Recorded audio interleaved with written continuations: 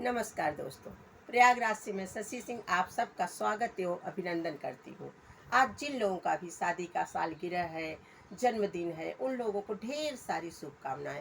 आप लोग हमेशा स्वस्थ एवं सुखी रहिए, मेरी यही प्रार्थना है। आज हम आपको भगवान नारायण और लक्ष्मी जी की छोटी सी नोक झोंक सुनाते हैं। एक बार लक्ष्मी जी और नारायण जी बैठे हुए बातचीत कर रहे थे। नारायण जी ने कहा कि लोग मेरी वजह से आपकी पूजा करते हैं, लोग नारायण नारायण करते हैं, लक्ष्मी लक्ष्मी ज़्यादा लोग नहीं करते, लेकिन पाना लक्ष्मी को चाहते हैं। लक्ष्मी जी मुस्कुरा के बोली, प्रभु, लोग लक्ष्मी लक्ष्मी करते हैं, नारायण का तो दिखावा करते हैं। दोनों में इस तरह की चुहलबाजियाँ चल रही थी।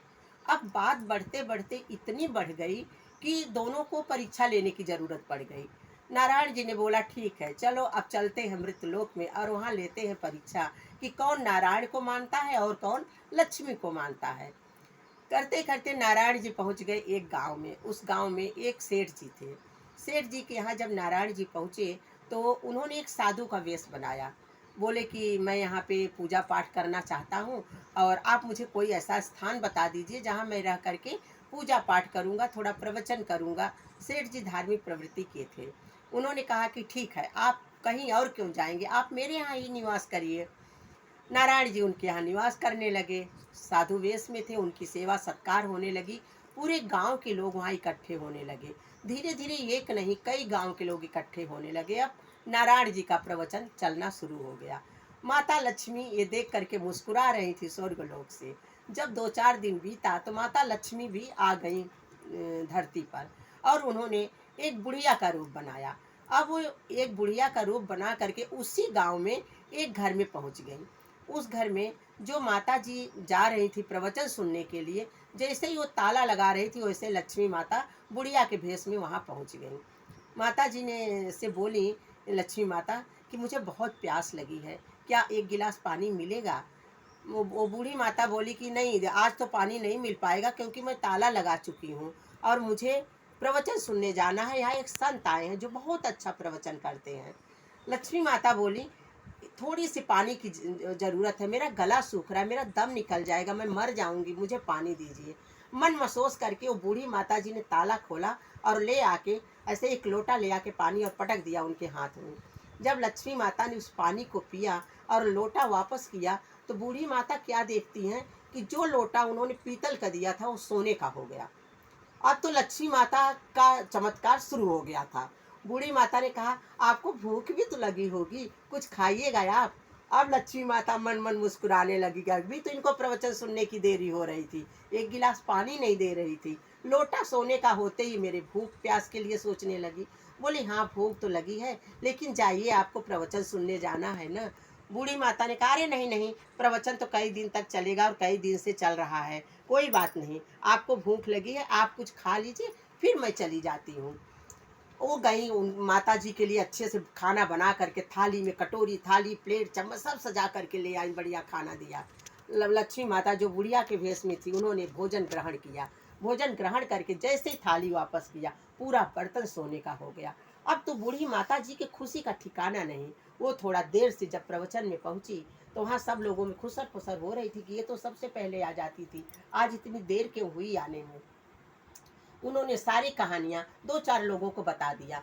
अब एक कान से अगर दूसरे कान में बात गई तो आप समझ लीजिए कि जंगल में आग की तरह फैलती है। अगर आप ये सोचिए कि कोई बात आपको गुप्त रखना है तो आप अपने मुंह से दूसरे कान में देंगे तो आप पक्का मान के चलिए कि उसको आगे जाना ही जाना है। अब वो पूरे गांव में धीरे धीरे बात फैलने लगी। हर व्यक्ति उन बूढ़ी माता जी के घर पे लाइन लगाने लगा। धीरे धीरे क्या हुआ कि हर कोई, लक्ष्मी माता जो बुढ़िया के भेष में थी, उनको हर कोई अपने घर में पानी पिलाना, खाना पिलाना, नाश्ता देना, हर कोई ये सोचने लगा अपने घर में सुलाना कि सोएंगी तो बिस्तर भी सोने का हो जाएगा। धीरे धीरे उस गांव में सोना सोना सोना बढ़ता चला गया। नारायण जी के यहाँ धीरे धीरे संख्या कम होते होते नारायण जी अकेले बैठे रह गए और वहाँ पे कोई प्रवचन नहीं। जब उस जो सेठ जी थे उन्होंने देखा कि इतनी भीड़ लगती थी और यहाँ पे आज कोई नहीं है, 2 ही एक लोग हैं, मामला क्या है। जब उन्होंने पता लगा कि एक बूढ़ी माता आई हैं जो कोई भी बर्तन छू लेती हैं तो वो सोने का हो जाता है।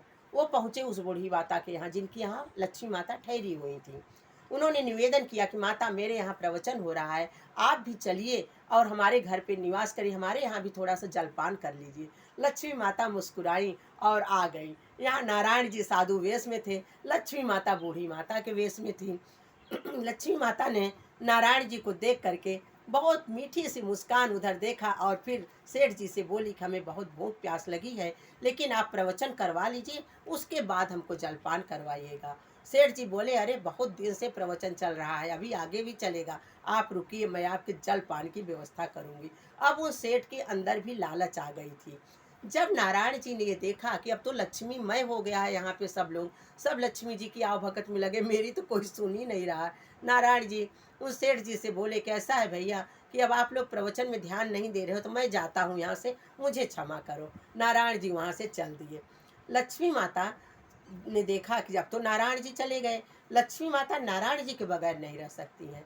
आप लोगों ने देखा है, सुना है कि नारायण जी के हमेशा पैर लक्ष्मी माता दबाती रहती हैं। नारायण जी को न पा करके लक्ष्मी माँ घबराने लगी और उन्होंने कहा, ऐसा है भैया, मेरा पेट भर गया, इस गांव में मैं बहुत दिन रह ली, अब मुझे जाना है, मुझे कहीं और भी जाना है, मेरा जी घबरा रहा है। जब माता लक्ष्मी भी आ गई नारायण जी के पास तो बोली कि नारायण आप क्यों चले आए।